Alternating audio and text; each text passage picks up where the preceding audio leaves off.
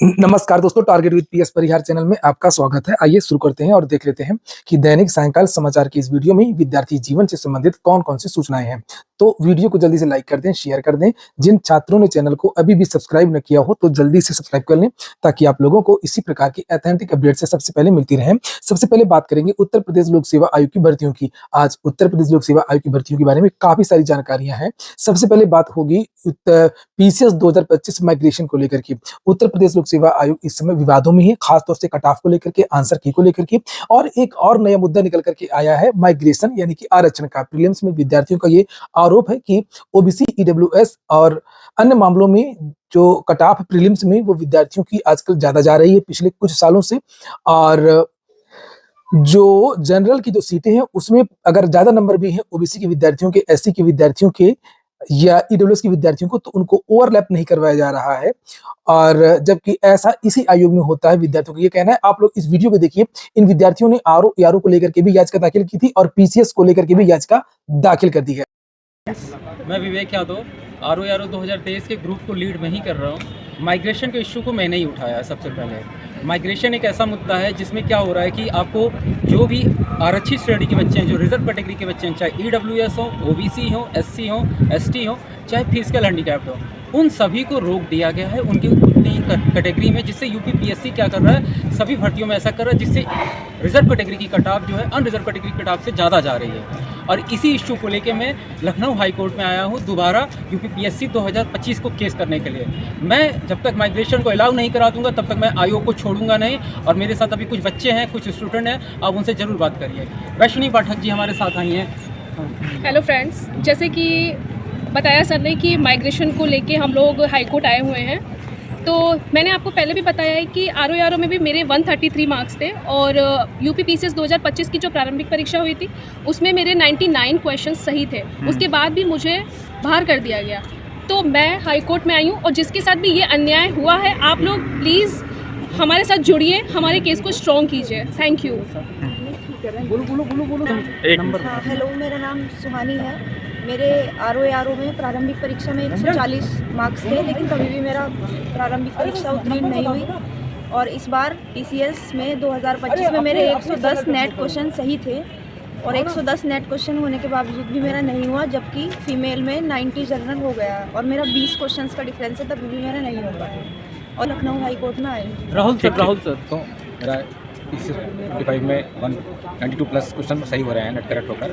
Without सारे question हटाने के बाद भी फिर भी सिलेक्शन नहीं हुआ, क्योंकि मैं ओबीसी में हूँ और ओबीसी में ये लोग माइग्रेशन की पॉलिसी को फॉलो नहीं कर रहे हैं। इसलिए कट ऑफ ओबीसी की बाकी कैटेगरीज की लोगों की ज़्यादा जा रही है, जो कि अगेंस्ट द कॉन्स्टिट्यूशन है और लोग स्टूडेंट के अगेंस्ट भी है। इसलिए हम लोग हाईकोर्ट आए और कोर्ट से याचना कर रहे हैं कि हमें हमारा राइट दिलाया जाए। Thank you. रंजन मैं रंजन, मेरा जो है जो आंसर की आई है आयोग की प्रोविजनल, उसके हिसाब से मेरा 91 है और मैंने 7 प्रश्नों का प्रतिक्रिया भी दी है।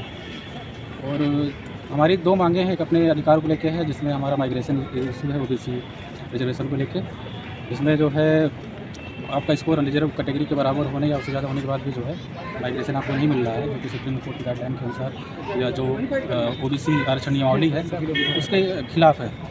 और दूसरा इशू है कि जो आयोग की पारदर्शिता और जो है शुचिता को लेके है, वो भी हम कोर्ट पे उस मुद्दे को लेके लड़ेंगे। यही हमारे 2 मुद्दे हैं। तो जैसा कि आप लोग सबसे मिल चुके हैं, तो आर ओ 2023 को मैं लीड ही कर रहा हूँ और यूपी पीसीएस 2025 को कुछ लोग और लीड करेंगे।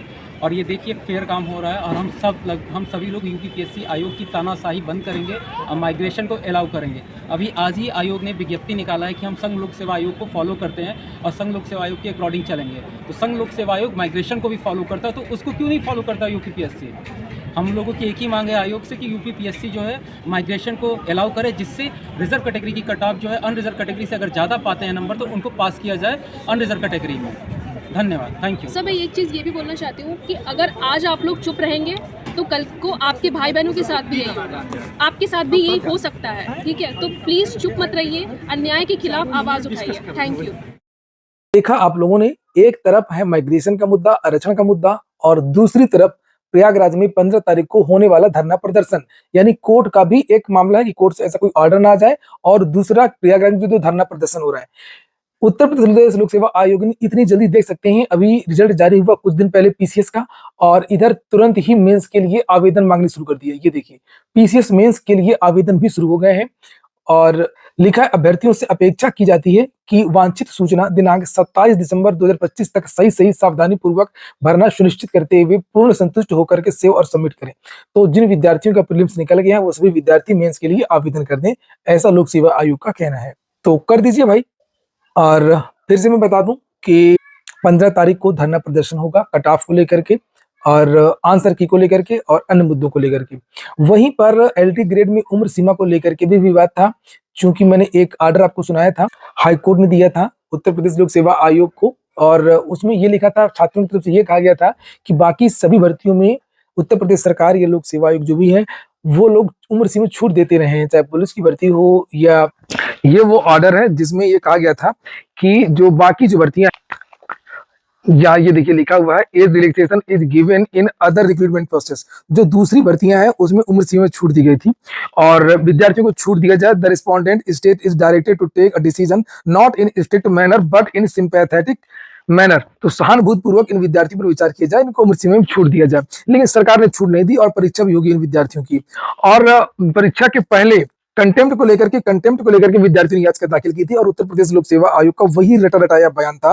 कंटेम्प्ट में ये देख सकते हैं 7 नंबर में ये लिखा हुआ है, और ऐसे ही यही भर्ती में भी किया था कि सर कल मेंस लगा हुआ है, ये जो कट ऑफ को लेकर के आरक्षण को लेकर के जो मामला गया था सिंगल बेंच ने कह दिया था ये गलत है, ये दोबारा रिजल्ट बनाइए, और वो मामला डबल बेंच में चला गया, लेकिन परीक्षा नहीं रुकी। और जब परीक्षा हो जाती है तो लोक सेवा आयोग का देता बहुत भारी नुकसान हो जाएगा, चयन प्रक्रिया बहुत आगे बढ़ चुकी है। वही इसमें जो काउंटर लोक सेवा आयोग ने लगाया था, लिखा है कि उत्तर प्रदेश सरकार द्वारा ये देखिए आलोक में लोक सेवा आयोग प्रयागराज से परामर्श प्राप्त कर अधिकतम आयु सीमा छूट दिए जाने के संबंध में कार्रवाई करने में समय लगने की संभावना है। लोक सेवा आयोग उत्तर प्रदेश प्रयागराज द्वारा प्रख्यापित विज्ञापन परीक्षा तिथि पर विपरीत प्रभाव पड़ेगा। इसमें 12 लाख विद्यार्थी प्रभावित होंगे और समय से अध्यापकों की नियुक्ति न होने से विद्यार्थी की शिक्षा पर प्रतिकूल प्रभाव पड़ेगा। लोक सेवा आयोग सरकार का ये कहना था कि एज रिलैक्सेशन तो हम दे देते लेकिन अब समय नहीं बचा है, और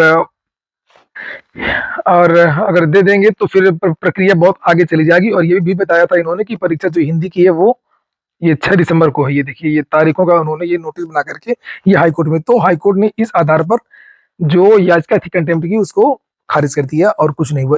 इस तरीके का बहाना आयोग ने बनाया था। अगली सूचना रेलवे की है, उसके बाद हम लोग बात करेंगे यूपीएससी की भर्ती सहायक विकास अधिकारी की योग्यता की बात करेंगे। तो यहाँ पर आज रेलवे की तरफ से 2 नोटिस जारी हुई हैं रेलवे विभाग की तरफ से। एक रेल मंत्रालय की तरफ से आगामी परीक्षा कैलेंडर को लेकर जो पत्र जारी हुआ था उसके बारे में मैंने पहले ही वीडियो बना दिया कि असिस्टेंट लोको पायलट की वैकेंसी कब तक आ सकती है, टेक्नीशियन की भर्ती कब तक आ सकती है, सेक्शन कंट्रोलर की भर्ती कब तक आ सकती है और कब क्या चीजें होंगी। और एक दूसरी नोटिस है ये रेलवे ग्रुप डी की है, इसको भी आप लोग देख लीजिए, जिसमें ये बताया गया कि रेलवे में कितने पद अप्रूव हुए। यहाँ पर लिखा है approved vacancy of level 1 category for notification इन 2025। तो यहाँ पर रेलवे की जो लेवल 1 यानी ग्रुप डी की जो वैकेंसी है उसमें कितने पद होंगे, तो यहाँ पर देखिए लिखा हुआ है 22,000 वैकेंसीज इनकी निकली है रेलवे की। उसमें ये पूरा का पूरा जो विवरण दिया है कि किस किस कैटेगरी की वैकेंसी है। आप देख सकते हैं यहाँ पर assistant track machine, assistant bridge track maintainer, ये देखिए असिस्टेंट, ये देखिए टीआरटी, ये पूरा जो पॉइंट्समैन वगैरह, असिस्टेंट सहायक, ये सब दिया हुआ है। तो 22,000 पहले ज्यादा थी, इसके पहले जब भर्तियां आया करती थी तो 20-20 लेवल पे वैकेंसीज हुआ करती थी, 18 लेवल पे कैटेगरीज पे होती थी, 11 कैटेगरी कर दिया गया।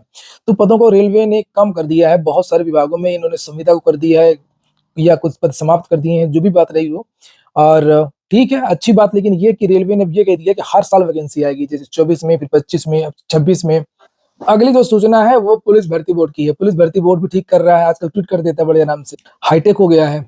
उत्तर प्रदेश पुलिस में कंप्यूटर ऑपरेटर ग्रेड ए के पदों पर सीधी भर्ती 2023 के अंतर्गत दिनांक 1 नवंबर 2025 को संपन्न ऑफलाइन लिखित परीक्षा में अर्ह पाए गए अभ्यर्थियों की कंप्यूटर टंकल परीक्षा दिनांक 21 दिसंबर 2025 से 2 जनपदों गौतम बुद्ध नगर और लखनऊ में संपन्न कराई जाएगी।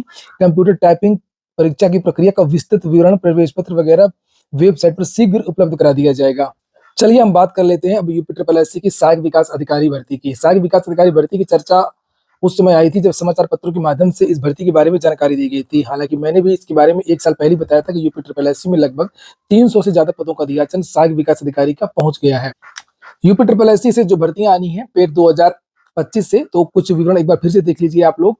और इसमें से लेखपाल के 7,994, तकनीकी सेवा के 5,431, जूनियर असिस्टेंट के 4,582, अधिशासी अधिकारी के 320 और मत्स्य अधिकारी के 105, फार्मासिस्ट के यहाँ पर ये दिया हुआ है, बीसीजी टेक्नीशियन के 255, कंपाउंडर के 560, आबकारी सिपाही के 564 और सहायक विकास अधिकारी जिसके हम लोग चर्चा कर रहे थे 545 पद है सहायक विकास अधिकारी। अब इसमें क्या योग्यता मांगी गई थी, ये थोड़ा सा स्पेशल वैकेंसी है।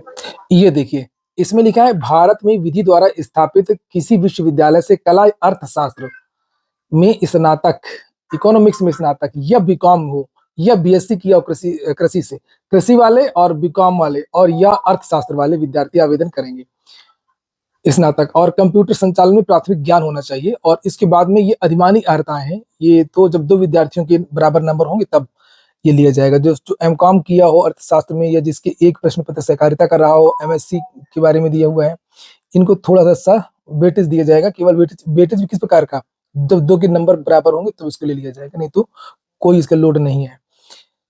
मेन योग्यता यही है। देख लीजिए, ये हो गया आज का वीडियो आपको अच्छा लगा हो, अगर एक भी सूचना आपके काम की हो, जरा से भी रत्ती भर भी, तो वीडियो को लाइक करके जाना। शुभ रात्रि।